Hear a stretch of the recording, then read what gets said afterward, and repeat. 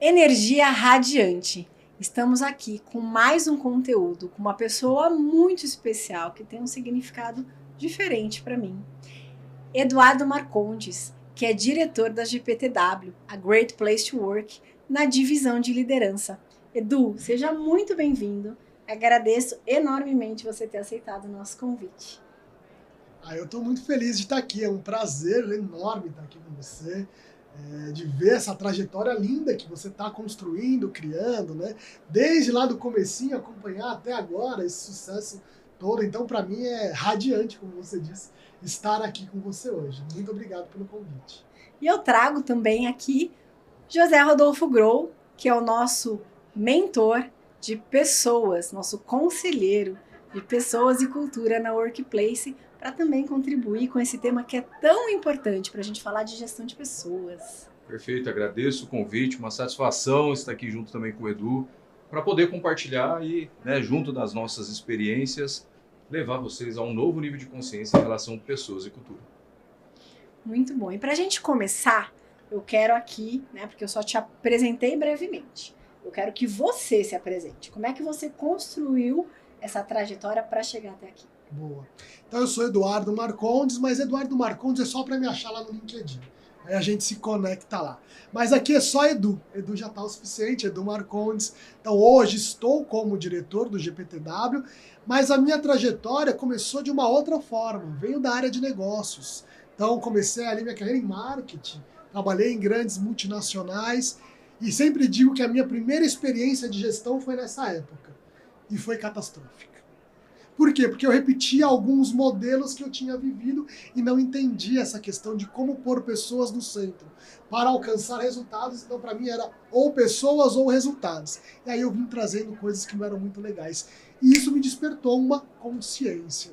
Eu fui buscar conhecimento, fui buscar, então, informação, entender como os melhores líderes faziam, e aí acabei me tornando especialista em gestão de pessoas, liderança, acabei virando palestrante, professor universitário, e aí acabei chegando aqui nesse universo do Great Place to Work. Estou há 12 anos aqui na companhia, entendendo um pouco mais de como as melhores empresas fazem isso, porque as melhores empresas têm os melhores líderes, na verdade. Então, como é que eles tratam a gestão de pessoas e colocam pessoas no centro para criar cultura e cada vez mais buscar resultado. Foi assim que eu me encontrei e me descobri. Mas esse é só um pedacinho de mim. Sou esposo da Priscila, pai da Giovana e do Lucas também. E além disso, sou fundador e presidente de uma ONG chamada ONG Coração Valente. Isso mostra um pouco de onde a gente pode estar atuando aí com essa alegria e com esse entusiasmo. É mais ou menos por aí. Muito bom. E eu queria começar te perguntando, já que você traz essa sua força, esse seu encontro com as pessoas, que você busca de fato aí se entender a essência delas. E nesse trabalho que você vem desenvolvendo, você fala com muitas empresas, com gestões diferentes. Eu queria te ouvir um pouquinho, o que você, que é uma pessoa territorial, que conhece aí todo o Brasil, o que tem ressoado dentro dessas gestões, porque às vezes a gente mira muito São Paulo, que é uma grande metrópole, mas a gente sabe que o Brasil não é São Paulo.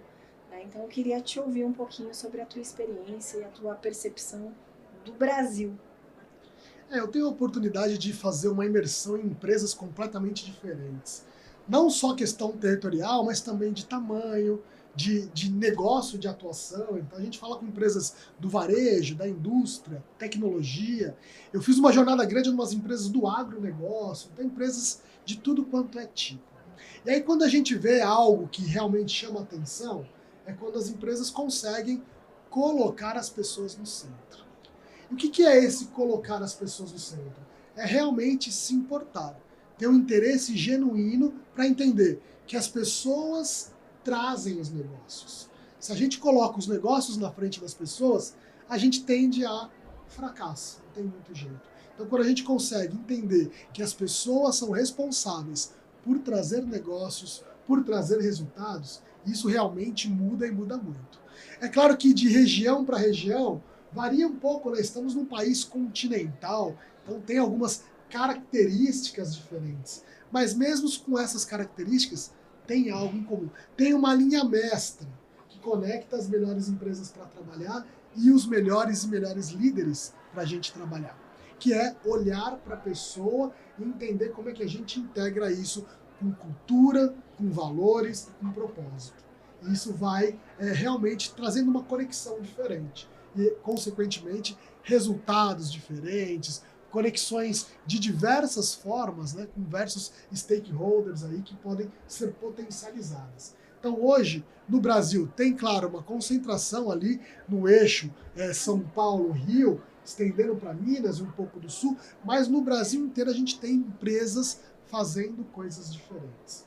Eu estava agora, semana passada, numa empresa lá no interior do Paraná, uma cidadezinha chamada União da Vitória, empresa também que é aqui do ramo, né, de portas e tudo mais, né, que faz parte aí da construção e trabalha com tudo isso, e tem uma cultura linda, que olha para as pessoas, que valoriza as pessoas, e vem crescendo, crescendo e crescendo.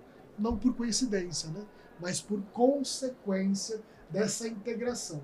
Cultura, valores e pessoas. Eu tenho visto isso acontecer bastante nas empresas, mas é um grande desafio, porque ainda temos muitas pessoas que estão em cargos altos de liderança com um mindset que ficou parado lá atrás, que não se atualizou, que ainda é da linha manda quem pode, obedece quem tem juízo, ainda é da linha do comando e controle, e a gente tem a missão de tentar ajudar essas empresas e pessoas a quebrarem um pouco disso e partir muito para aquilo que você fala muito bem, né, sobre a gestão da confiança.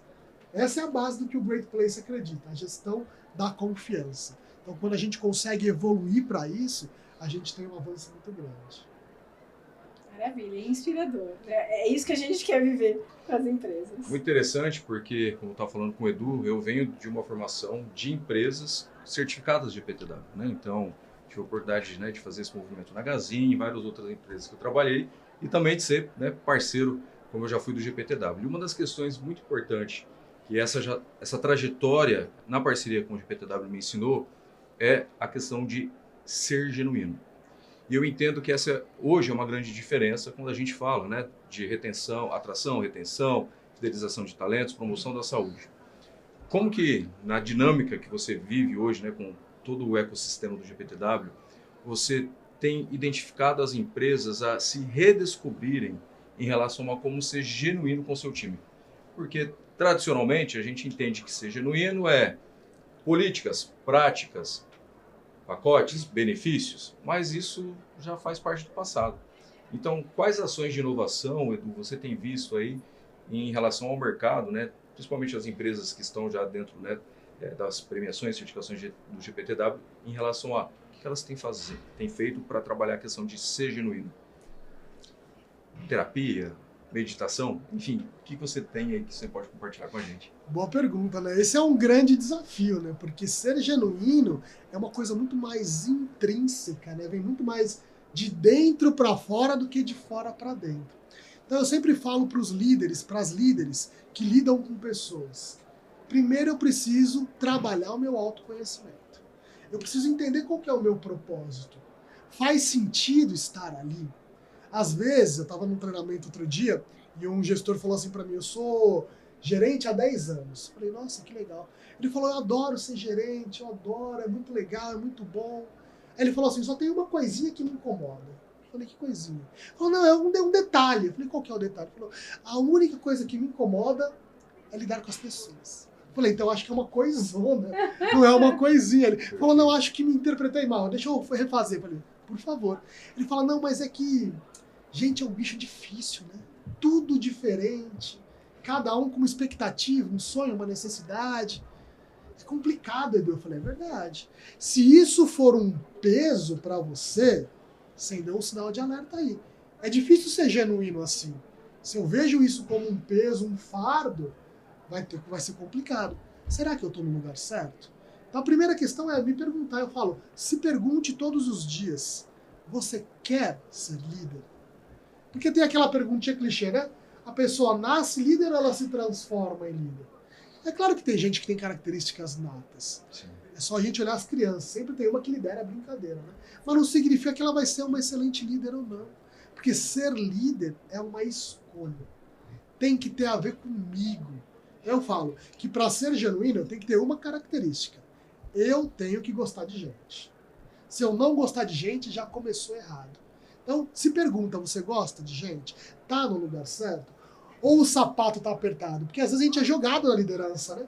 Você precisa evoluir, você tem sonhos, compromissos financeiros. E às vezes o único caminho é aceitar cargos de gestão. Então aí fica um pouco mais difícil de ser genuíno se eu tô lá obrigado, porque me colocaram, porque sei lá o que, qual foi o motivo. Então a primeira pergunta é essa, eu quero. Faz sentido para mim? Legal, faz. Mas talvez você comece que nem eu comecei, com uma gestão catastrófica. A gente tem que buscar esse autoconhecimento, tem que buscar se conectar com pessoas que gostam disso, que fazem bem isso, para realmente ter essas mentorias, para que a gente possa ir abrindo a mente.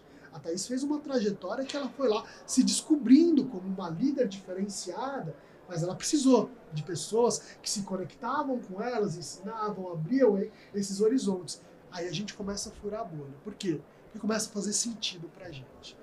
Quando faz sentido, dá para ser genuíno. Quando não faz, é sofrido. A coisa vai a fórceps. Aí não dá para ser tão genuíno. Mas esse é um desafio. E o autoconhecimento é um dos primeiros passos. A gente precisa ter essa consciência, né? Do que eu preciso evoluir. Porque se eu acho que eu já sei tudo, aí a coisa já fica complicada. Não vai dar para ser genuíno. Perfeito. Eu quis fazer essa pergunta justamente porque hoje na Workplace a gente trabalha muito com a questão da análise do bem-estar interno e da saúde emocional.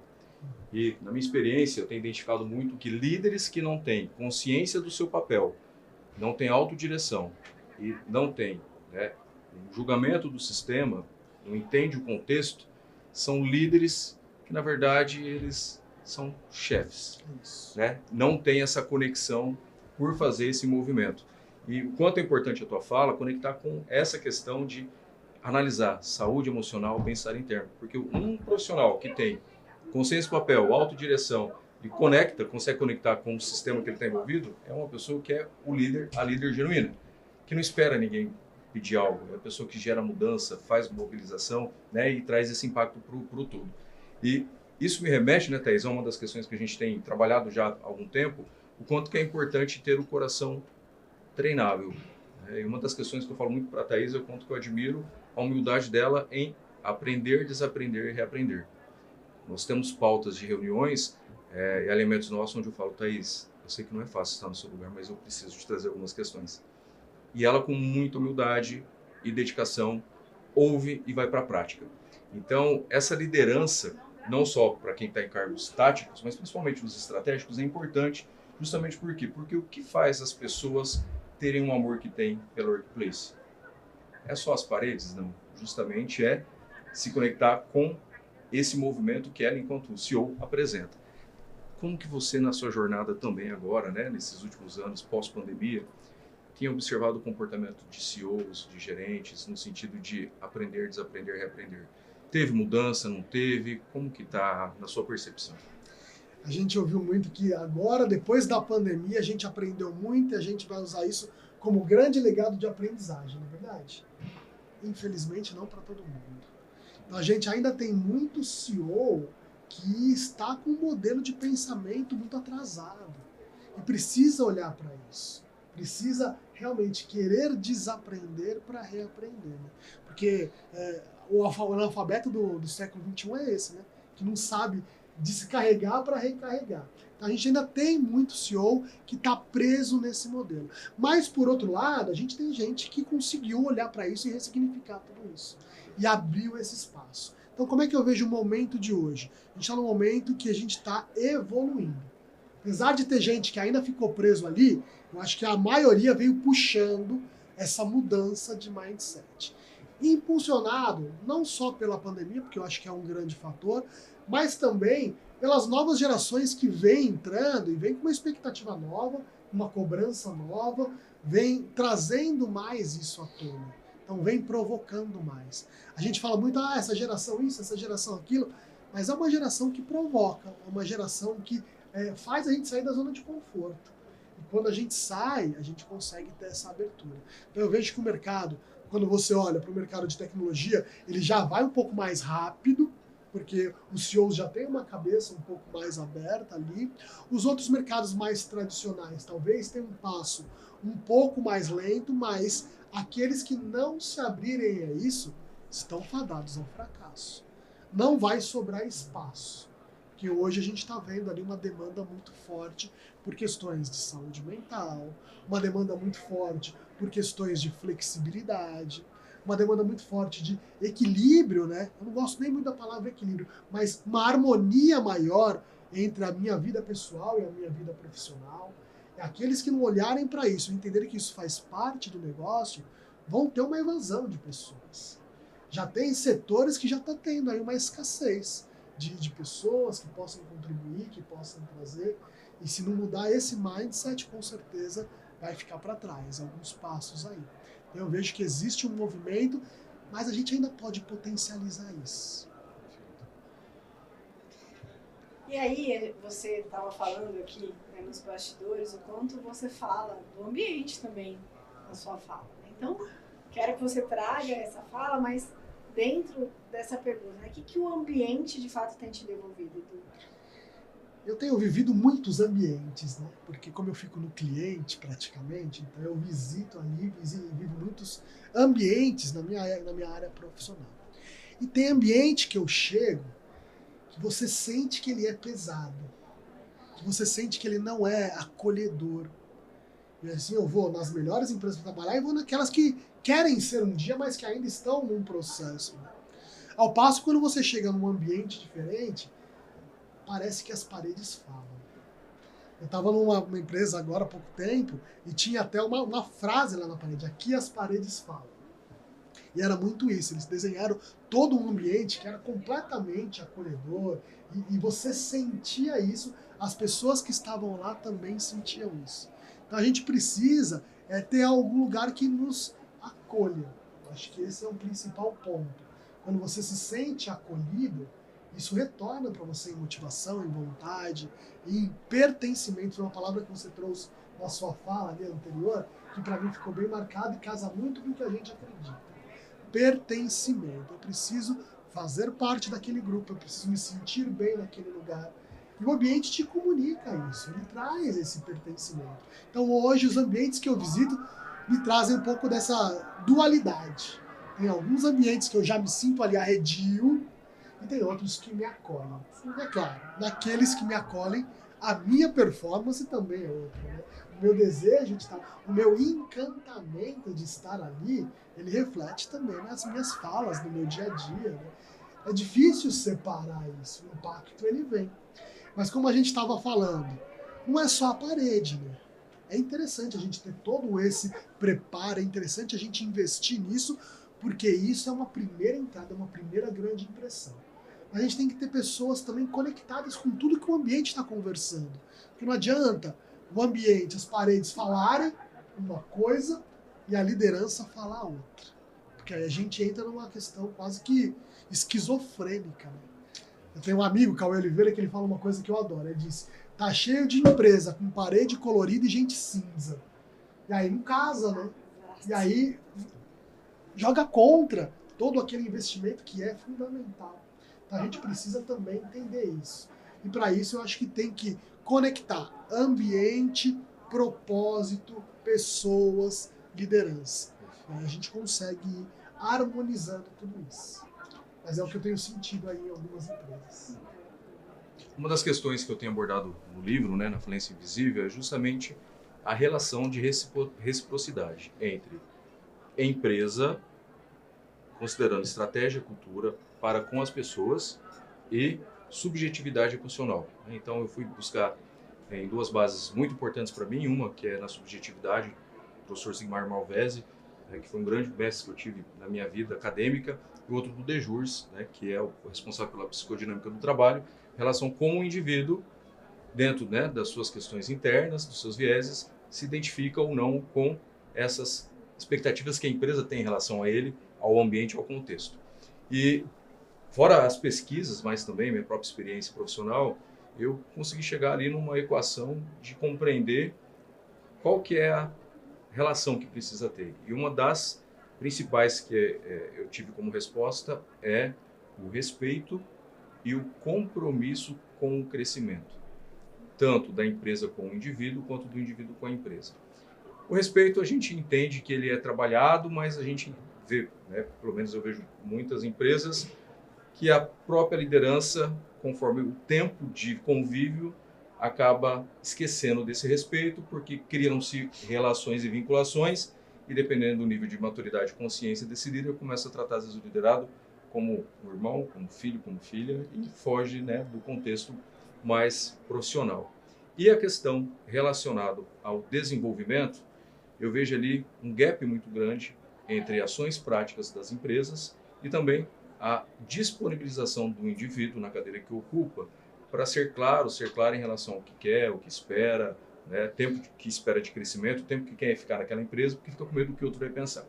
E aí isso tudo vai para esse self da cultura, onde tem, né, as zonas de sombra, e nas zonas de sombra fica tudo esse armazenamento que vai impactando no dia a dia, nas relações de confiança, nas entregas, etc. Como você, com essa experiência, né, magnífica que você tem, você consegue olhar a importância do GPTW em trazer clareza para essas questões? E como, né, um grande admirador do GPTW que eu sou, eu entendo muito o quanto que vocês pegam pela mão e ensinam do -1 até a lição 200, mas para quem está disposto, né? E na prática, é isso mesmo? Minha percepção está certa? Como que vocês têm feito essa conexão dessa relação do respeito e com o compromisso com ambos desenvolvimento? Bom ponto, bom ponto. Eu, no GPTW, quando eu cheguei, eu era da área comercial. E aí uma vez eu fui numa empresa e um diretor falou assim para mim: eu adoro o GPTW, eu acho maravilhoso o que vocês fazem, mas aqui não dá certo. Eu falei, por quê? Ele falou, não, aqui nós somos uma empresa muito voltada a resultado. E aí não dá para trazer o GPTW. Eu falei, nossa, mas que coincidência. O GPTW também é voltado a resultado, porém, por meio das pessoas e não apesar delas. Então a primeira questão é, a gente tem que ter uma consciência de como é que eu quero buscar esse resultado. Porque, vamos lá, dá pra gente chegar num consenso aqui que o chicote dá resultado. Não é verdade? Sim. É claro que tem vários problemas com isso. Se a gente for pensar na perenidade, se a gente for pensar no médio e longo prazo, se a gente for pensar no custo que isso traz, né, ele é muito grande, então não é tão viável assim. Como é que dá um resultado? Ele dá um resultado. Agora, quando a gente olha por meio das pessoas, esse resultado é mais positivo. Então, o primeiro passo para falar disso que você estava trazendo é: eu preciso conhecer as pessoas. E quando eu conheço as pessoas, eu vou entender o que é respeito para ela. Qual que é o limite dela? Qual que é o nível de maturidade dela? E aí eu tenho que casar com o meu autoconhecimento, porque às vezes não é a falta de maturidade do meu liderado, é a minha, que faz essa mistura, esse bololô todo aí, que pode ser prejudicial. Quando a gente olha a base do GPTW, a gente fala que a liderança é algo muito forte. E os 3 grandes pontos da liderança são credibilidade, respeito e imparcialidade. Então eu preciso trabalhar esses 3 pontos. Como é que eu tenho credibilidade? Primeiro, tendo coerência entre o que eu falo e o que eu faço. Como é que eu mostro respeito? Na estrutura, nos equipamentos, no tratamento do dia a dia, dando condições para que eles busquem esse resultado, atinjam essas metas, para que eu cobre eles de uma forma respeitosa também e crie esse vínculo. E como é que eu demonstro imparcialidade? Trabalhando com critérios claros, objetivos, e aí a gente pode ir construindo essa relação. Mas, quando eu falo de respeito e busca por resultado, eu tenho que passar pelo desenvolvimento das pessoas. Para mim, a principal missão da liderança é desenvolver pessoas. É tirar desse estágio e colocar nesse. Eu estou dizendo de um estágio de maturidade, de conhecimento, de entrega. Consequentemente, talvez é chegar uma promoção, mas não é nem da promoção que eu estou falando, mas é de fazer esse caminho aqui. Então esse respeito está muito nisso, de respeitar você como indivíduo, respeitar a sua trajetória, respeitar para onde você quer chegar. E às vezes você vai falar para mim, olha, eu quero ficar aqui por 2 anos só. E tá tudo certo. Como é que a gente tem esses melhores 2 anos para nós e para você? Então o respeito vem nesse sentido, de entender que a relação é diferente para cada um. Então, quanto mais eu individualizo isso, mais eu potencializo respeito, comprometimento, pertencimento. Então, é nessa linha que a gente vai trabalhando com as empresas hoje. É show ouvir você trazer essa questão justamente porque, né, quando eu falo show, gente, porque é necessário esse despertar de consciência da liderança, do empresário, para compreender o movimento das pessoas. E junto disso, é mais necessário ainda nós olharmos o quanto que eu, enquanto CEO, founder, etc., estou me abrindo para essas novas formas de relacionamento. Porque um dos principais problemas que a gente ouve quando o empresário vem trazer para nós um problema grande que eu tenho aqui é a comunicação. Mas, na verdade, a comunicação ela só é uma causa, né? O que gera mesmo essa comunicação são outros movimentos que a base está no relacional. E em relação a o quanto a gente se comunica, o quanto que a gente se alinha às pessoas, olhando agora cadeiras de CEOs, C-levels, etc. O que você poderia deixar? As pessoas gostam muito de checklist, checkpoints, né? Eu não sou muito a favor, porque a minha área de trabalho é o pensamento sistêmico complexo, né? Então, para mim, o todo ele é só o todo, porque tem muitas partes, a gente precisa se aprofundar nas partes para compreender o todo. No entanto, eu vou te pedir, né, que eu tenho certeza que a nossa audiência deve estar pensando, me dê 5 points ali que eu posso olhar para me relacionar melhor com a minha autodireção, minha autoestratégia, e me relacionar melhor com a minha equipe para que isso estabeleça esse processo de confiança. O que você pode trazer de acordo aí com toda essa jornada tua? Eu acho que assim, o primeiro grande passo é ter clareza de qual é o nosso propósito. Se eu não tenho clareza de qual é o meu propósito, fica difícil estabelecer relações que vão ao encontro disso, não é? Tem uma frase que eu gosto muito, infantilizada, mas que não é tão infantil assim, de um pedacinho do conto ali, ou do desenho da Alice, no País das Maravilhas, que ela chega numa encruzilhada, né? Aí tem lá, é um gato ou é um coelho? Acho que é um gato, né? Que aparece, para um ser místico lá, acho que é um gato. E ela fala, para onde é que eu vou? Que caminho que eu pego? Aí ele fala assim, para onde você quer ir? Ela, eu não sei. Então, se você não sabe, qualquer caminho serve. Então, o propósito tem que estar muito claro. Uma vez que eu tenho esse propósito claro, eu preciso ter uma base de valores muito forte. E ela precisa ser condizente com esse propósito. E aí a gente vai começar a pensar que pessoas que eu quero, com a base de valores que essas pessoas têm, faz conexão com nossa base de valores? Uma vez que esses 3 pontos estão alinhados, propósito, valores da empresa e conexão dos valores das pessoas com o nosso, a gente já tem meio caminho andado. Então esse aí é o primeiro grande olhar. A partir disso eu preciso ter a missão do desenvolvimento. Então qual é o meu plano para desenvolver as pessoas? Qual que é o legado que eu quero deixar? A partir disso também fica claro, eu consigo me conectar. E aí eu vou individualizar. Que desenvolvimento é necessário para cada pessoa? Então eu olho o propósito, eu olho valores, eu olho as pessoas que estão conectadas com isso e eu olho a necessidade de cada uma dessas pessoas para eu ir ao encontro dessa necessidade. Porque senão eu dou um remédio que não tem a ver com a doença que ela tem ou com a necessidade que ela tem. Então eu preciso fazer essa calibração. Aí eu faço isso para cima e para baixo. E é claro, eu tenho que ter essas conversas difíceis, que às vezes a gente foge delas, né? Eu não posso fugir das conversas difíceis. Às vezes é doloroso ouvir, então eu preciso ter uma escuta muito apurada. Hoje está muito em voga, né, falar da escuta ativa. O que é essa escuta ativa? É, de fato, ter um canal para ouvir o que as pessoas pensam, quais são as sugestões dela. Mas, além de ter esse canal, é ter a humildade de pensar a respeito. De entender que eu não sou o dono da verdade. Então, essa abertura para ter essa escuta ativa, essa escuta transformadora, eu acho que é um grande caminho para a gente poder olhar para isso. Ótimo. Thaís, eu sei que você quer perguntar, mas para fechar minha linha de raciocínio com essas perguntas que eu fiz para o Edu, é importante a gente entender que não existe pessoas prontas. E essa é uma das questões que é mais dificultoso para o empreendedor, para o empresário, compreender, porque por mais que o indivíduo tenha um lastro de carreira, de experiência, a pessoa, na maioria das vezes, ainda não vai entrar na tua equipe jogando a partida que ela precisa jogar com a performance em 100%. Por isso que a gente tem que ter trilhas de onboard, rituais, né, alinhamentos muito bem estabelecido e essa clareza para que a pessoa entenda de como ela vai jogar. mas tem um período de adaptação. E muito oportuno quando você traz a relação da gente fazer a calibragem, né? O quanto é importante calibrarmos as expectativas e também os nossos processos internos para que essa gestão, né, do aprendizado ela possa acontecer de indivíduo para indivíduo e de indivíduo para organização. Então, obrigado, porque esse é o ponto, acho que crucial, que as pessoas precisam olhar na gestão atual, a expectativa, e ninguém vai entrar jogando aquele jogo que a gente já está jogando há 2, 3, 5, 6 anos ou 30 anos. Esses dias eu estava numa empresa, num cliente, a empresa tem 30 anos.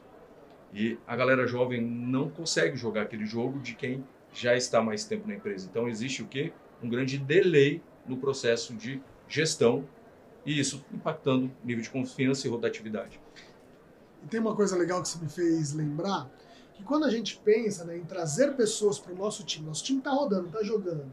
Às vezes a minha falha é, eu trago alguém que eu acho que é extremamente competente, mas que não tem a nossa cultura, que não tem os nossos valores. Então, por mais que aquela pessoa seja muito competente, vai ficar difícil dela conectar e entrar para esse jogo. Às vezes é muito comum a gente ver no mercado. Contrata-se por competência técnica, dá-lhe 6 meses, 1 ano, demite por comportamento, valores. Então a gente tem que inverter a balança. Tem valores parecidos com o nosso? Tem a nossa cultura? Eu costumo dizer, como é que eu identifico a cultura? É o nosso jeitão de ser. É aquilo que a gente faz quando ninguém está olhando, sabe assim? Então isso é a nossa cultura estabelecida. Pô, eu vejo que aquela pessoa ela tem o mínimo do conhecimento técnico, ótimo, o resto a gente vai ensinar. Então tem que estar preparado para ensinar também. Para que essa pessoa possa entrar, pelo menos jogando o jogo do comportamento, para que depois ela possa chegar a atingir o nível para jogar em alto nível o jogo da entrega e da performance. Excelente. Eu queria conectar aqui, Edu, porque assim, a nossa audiência aqui, principalmente nesse evento, são facilities. Né? São pessoas que por muito tempo foram chamados aí como manutenção, como apaga-incêndio, né? Como acho que a grande missão dos facilities é manter a operação ativa. Então, de alguma forma, ele até é invisível, né? Ele não é tão presente.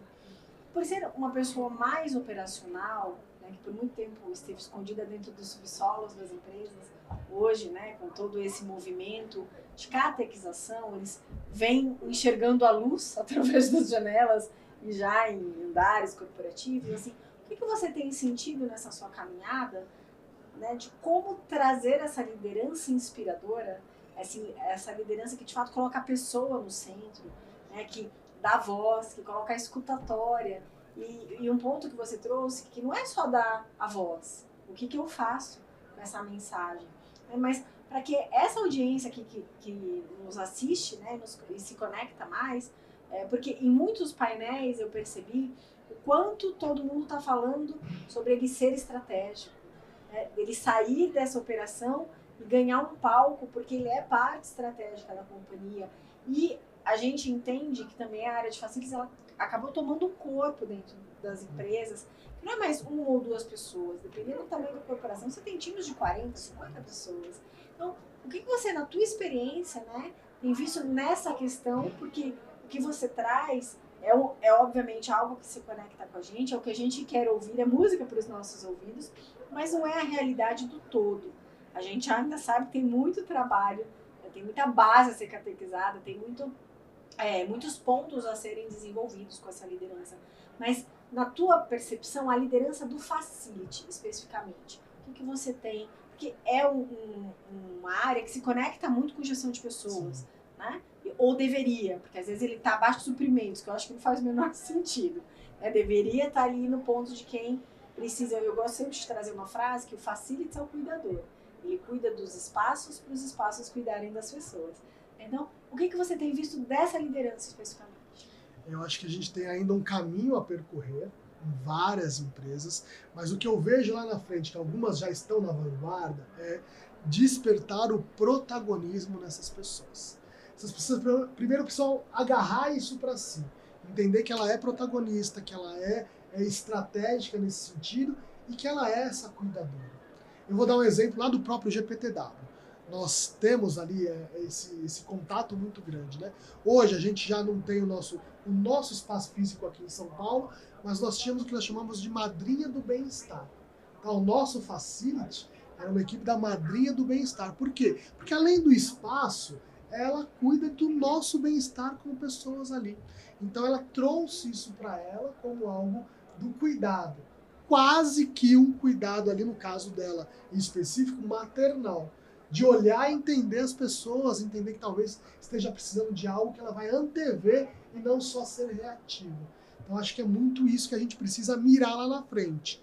Como é que eu, facility, pego esse protagonismo para antever situação, para propor, para entender, buscar conhecimento, porque às vezes falta um pouco disso também, né?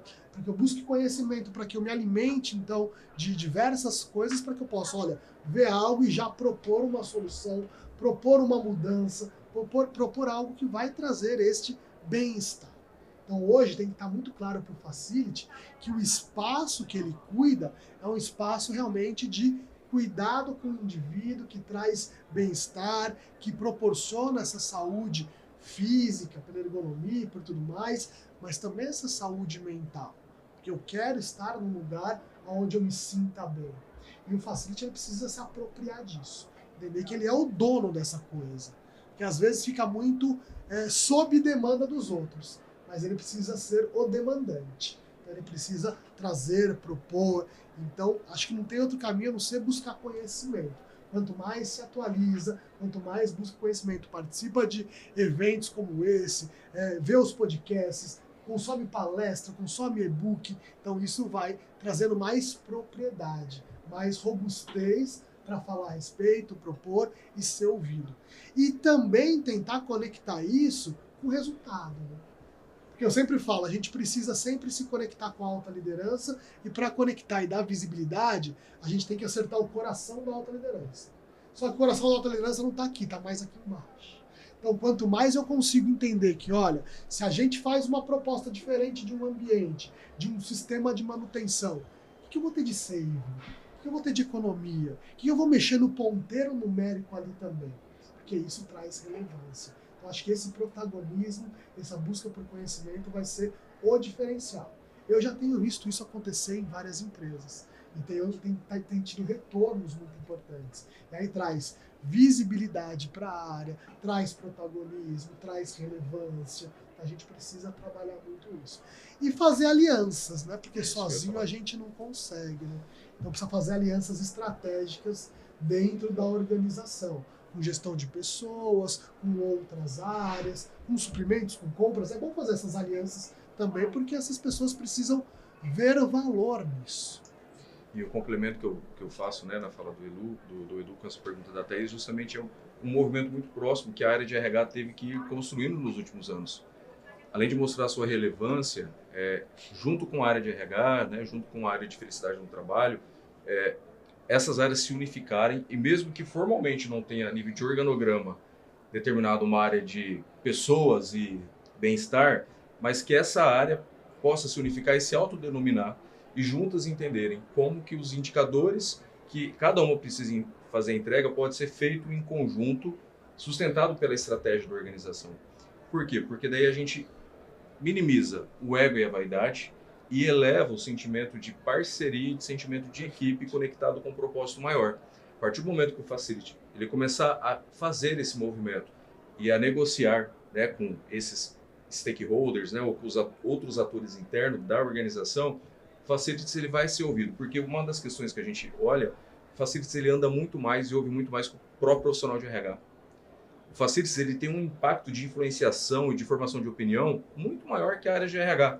Justamente porque, às vezes, muitas áreas de RH ainda estão, né, dentro daquela caixinha, dentro da sala, fazendo uma buroca, né, fazendo um operacional e não está estabelecendo essa relação, o olho nos olhos, né, com as pessoas. Então, eu vejo a área de facilities aí com um grande poder de despertar consciência e de elevação, não só de resultado, mas de promoção da saúde, daqui para frente. Basta o profissional, a profissional olhar e falar assim, eu estou preparado. Né? Esse protagonismo que precisa acontecer. Isso mesmo. Muito bem, a nossa função aqui até com o Workcast é trazer esse facilities um outro laudo, né? Para a gente entender que existe um palco e que ele precisa se apropriar disso. A conversa tá maravilhosa, mas a gente vai já se encaminhando para o fim.